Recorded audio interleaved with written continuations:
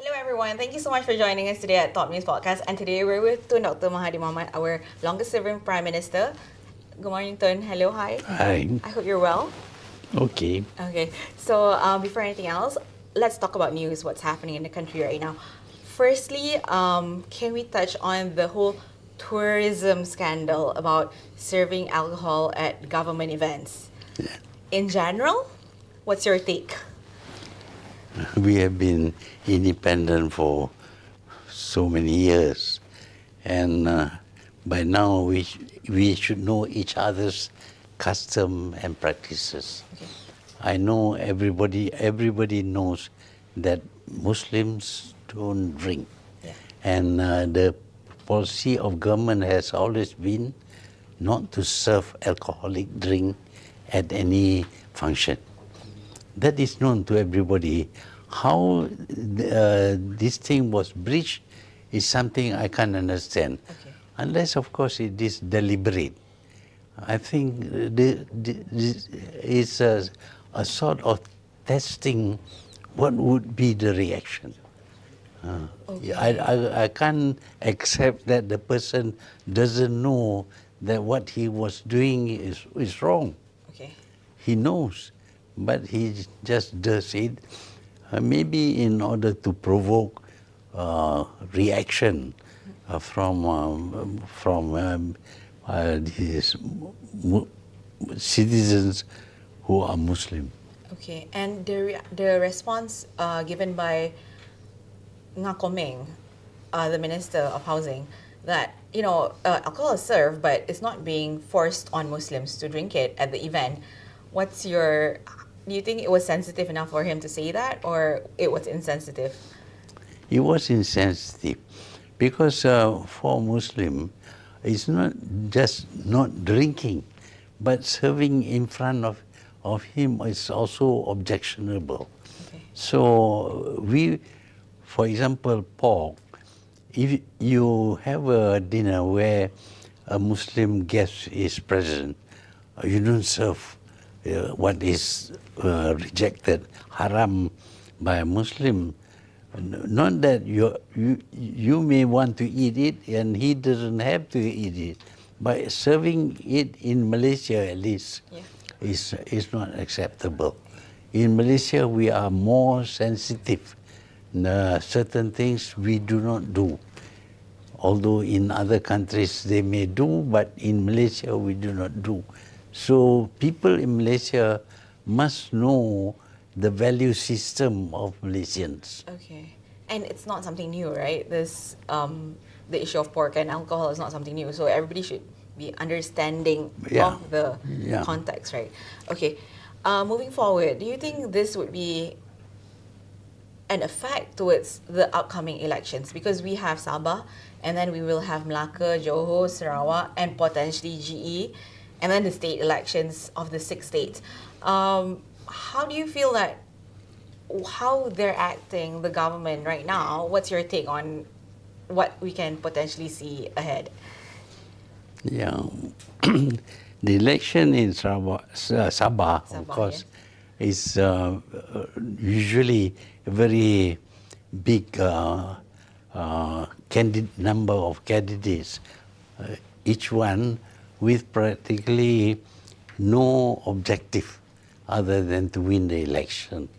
So we find that parties in Sabah are formed and are cancelled off without any proper process to follow. Okay. So as soon as there is an election, everybody wants to form a party, everybody wants to form a coalition, and individuals want to contest.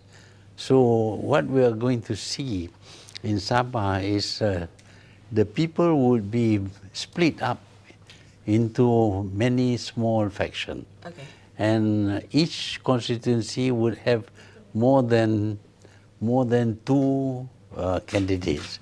Now, if it is more than 2 candidates, then the vote will be split. Yes. And the winner will be the one with the highest number of votes.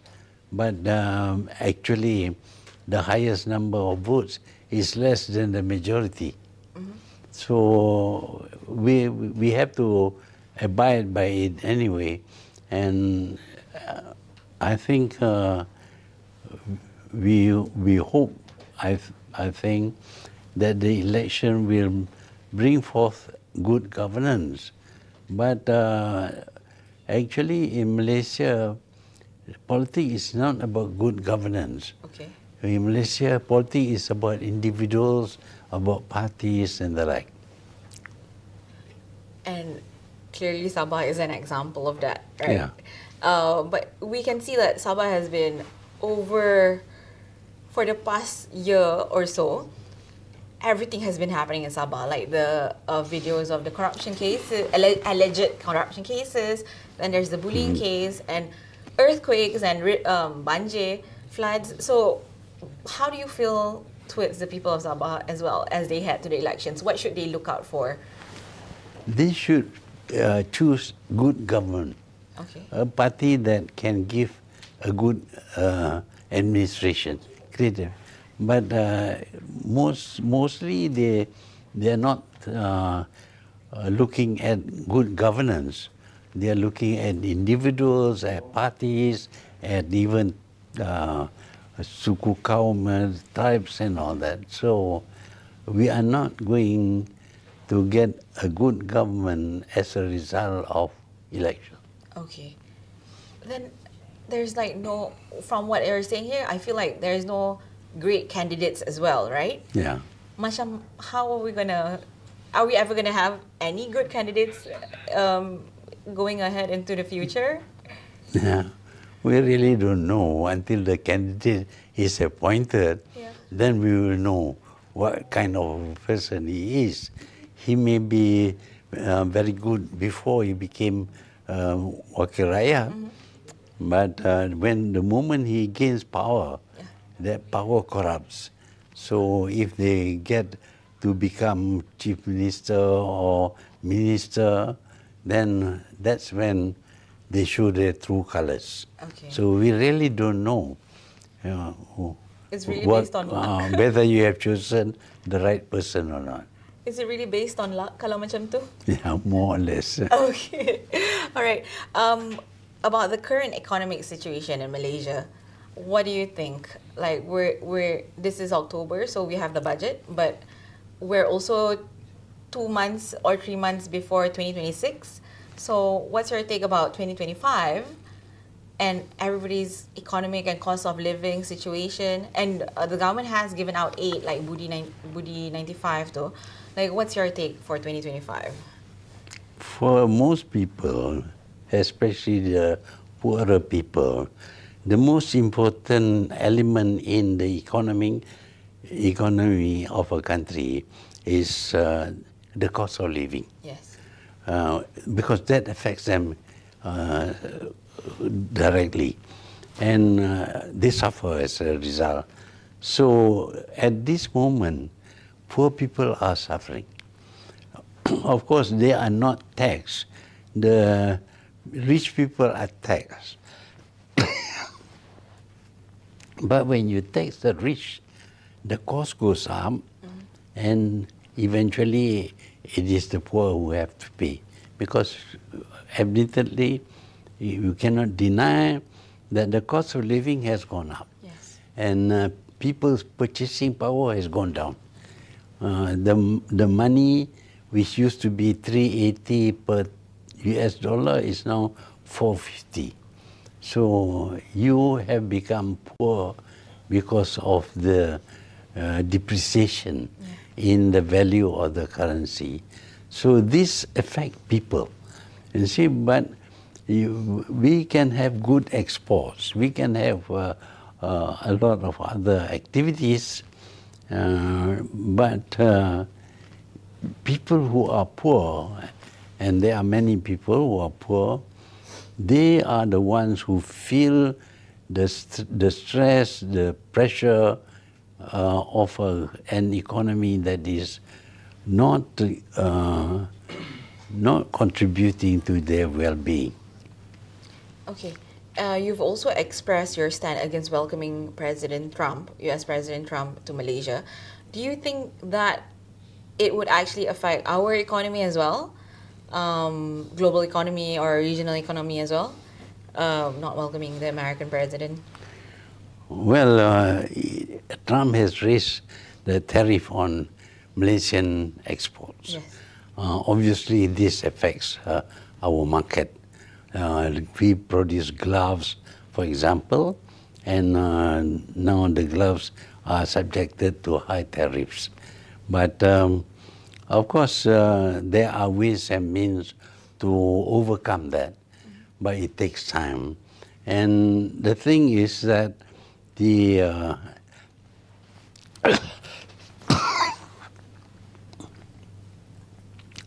when there is high tariff, it is actually affecting the cost of living in America, because everything that comes in is taxed, and if you use the imported goods, you have to pay a higher price. So that will affect America's American people, as well as the industries, because we know that America imports a lot of components for their products from outside, particularly microchips. Yeah. Okay, so do you think he should still come, or do you think we should say no? Who? To Donald Trump? I think he should not come here, because he actually backs the genocide in Gaza. That we cannot accept. When everybody else wanted a ceasefire, America under Donald Trump, and even under the previous Biden, they vetoed the resolution. Multiple times. Yeah. Should we actually even be, interacting with those who are complicit with the genocide, countries that are supporting the genocide? Yeah, we have no dealings with people who are involved with the genocide. Malaysia never recognized Israel. Yes. Of course, Malaysia has had dealings with the United States of America. America is a very powerful nation. Yes. We can't just break off relation with such a powerful nation. We have to find other ways of overcoming the problems caused by Trump with his high tariff. The Indonesian President Prabowo and Singapore's stand has always... Okay, so Singapore's stand has always been about a two-state nation, I think. But also recently, during the UN conference, Prabowo said in his speech that he supports a two-state solution as well for Palestine and Israel. He literally said that we need to ensure also Israel's safety and security. To me, this is shocking. But what about you? For Indonesia, and we know Singapore has been saying it as well. But what's your take when you see something like that? It's two-state solution is a solution, because actually at one time there was no Israel at all. Yes. But Israel was created from Palestinian land. And of course, the Palestinians want to get back their land, but every time they try, they fail. So eventually, in agreement between Rabin and Yitzhak Rabin, the Prime Minister at that time, and Arafat, it was agreed that there should be two states. Unfortunately, Israel rejects it. In fact, they kill Rabin because they don't want two states. So the problem is Israel wants to dominate the whole area, and there should be no Palestine. And this is ridiculous, because Palestine has been there since ancient times. So a two-state solution is a good solution, but it's not just recognizing Palestine that is important, but stopping the the war is very important. You recognize Palestine and you allow the Israelis to commit genocide against the Palestine. So what is the meaning of recognition? Okay. You see, so it's not just recognition; it must be action to stop the war. Thank you for clarifying that. Okay, this is just the last question about the FIFA scandal of the Malaysian football players. It's a bit sensitive right now, I think, about the issue of the ancestral birth certificate that apparently has been altered. So, what's your take on this? Like, we don't need to go to specifics, but how do you feel when Malaysia is put in such a position that claims we have fabricated these birthrights? Yeah, but it is shameful that foreign players represented Malaysia. Yes. I mean, this is a Malaysian team. It should be manned by Malaysian. But in order to win, they decided to get foreign players. But foreign players cannot represent Malaysia unless they are Malaysian. So they gave the citizenship, I think, without due examination and other processes. Within a short while, they were given, they were regarded as Malaysian citizen, and there was some cheating in terms of place of birth. Yes. I mean, there is this deliberate attempt to cheat. I'm ashamed that there are people who are cheating not only within Malaysia, but internationally, because that team had to play against Vietnam. Yes.